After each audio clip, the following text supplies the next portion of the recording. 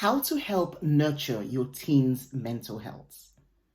Number one, I would say, is connection with parents. Our connection with our teens is very, very vital. And apparently, it's among the strongest protective factors against mental health disorders. So, our connections with our teens actually helps build the resilience against having mental health disorders.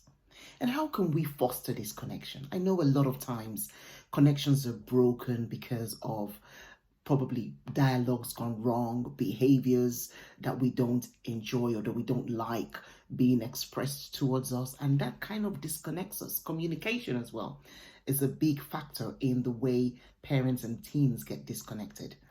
And so one of the ways that we can help build that connection is by filtering our words.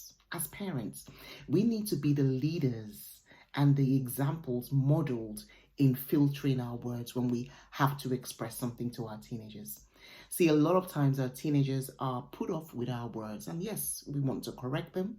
We want to tell them the right way to do things, but the way we do it is really key in building that connection. Connection with our teens is vital. It's very vital in this whole journey. We hear a lot about mental health disorders. We hear so much about it now. Anxiety going so high among teenagers, depression, so many things that are going on amongst our teens today. And being an example, being that role model to be able to build connections with them would help them, because then they're able to come to you when they're connected to you. They're able to come to you to then talk about things that they're going through. So we need to continue to foster the connection between ourselves and our teens. Number two is we can allow our teens to feel free to express themselves. I say this intentionally because sometimes I hear parents say, but I allow them to express themselves. They are allowed to express themselves. The key is, do they know that they are allowed? And I'll tell you some reasons why they think they're not allowed. Because every time they've tried to express themselves, or sometimes when they've tried to express themselves, they've been shut down. Their opinions may have seemed childish to us. Their opinions may have seemed that doesn't make sense. Their opinions may have just not even, we've not been able to relate to their opinions. So we shut them down, we dismiss them, we tell them, oh, how can you think about that? So it's almost like a little shame that we put over their thoughts and their opinions. And so this stops teenagers from actually being able to express themselves to their parents. And the more teenagers are not allowed to express themselves, when they feel that they can't express themselves because of fear of being criticized, fear of being judged, fear of being compared to, or fear of being dismissed, they shut down. And the more they shut down, the more they internalize a lot of things that are going on for them. And this is where the help becomes a struggle. This is where it becomes a challenge for us to help them. Because we want to help them when we see our teens going through these depressing seasons in their lives. We want to help them.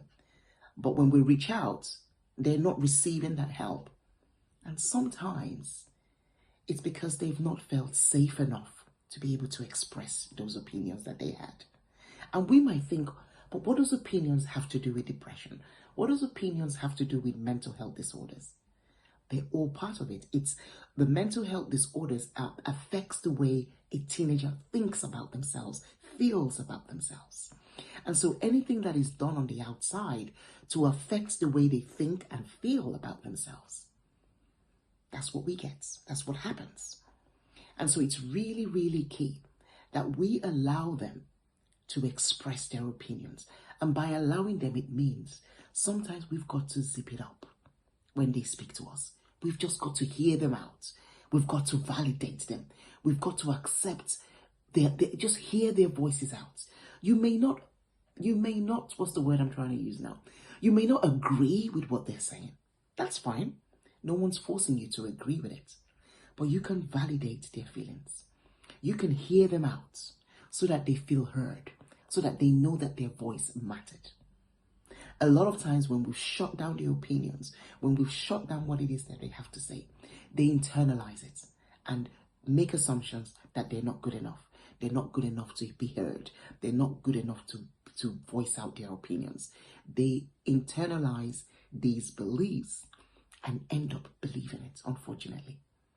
So our connection with them, our words that we express to them, how we allow them to express their opinions, really is key to helping to nurture their mental health.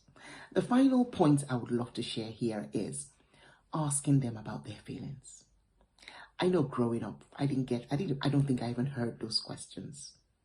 I don't remember hearing those questions about how I felt about things. And I'll give you some kind of situations where these kind of questions can come up. You may have had a conversation with your teenager recently. What you can then go to do following up that conversation is say, how did the conversation we both had 2 days ago or yesterday, how did that go for you? How did you feel about it? You see, it's important to know how they felt about a conversation, because how they feel about a conversation determines how much they accepted the conversation, how much the conversation meant to them, and also how did it really make them feel? Did it make them feel excited, inspired, sad, unhappy? What did it make them feel? Those are the kind of questions we need to start asking our teenagers so that we can hear their feedback. And in their feedback, we can then be able to eradicate a lot of assumptions that may have followed those feelings. So when you ask your teenager, how did that feel when I spoke to you, this, that, allow your teenagers to be able to express themselves. And in whatever they say, then look into yourself to say, okay, could I have worded that sentence differently? Could I have said it in a different way? What could have I done better in that conversation? And that's how we learn, and that's how we grow, and that's how we improve, and that's how we help our teenagers nurture their own mental health. Because we're asking them how they felt about it, showing that we care about their feelings. And when they then share how they felt about it, we hold them in that space, not criticizing them, not judging them, not criticizing them. That gives them the freedom to be able to express those emotions.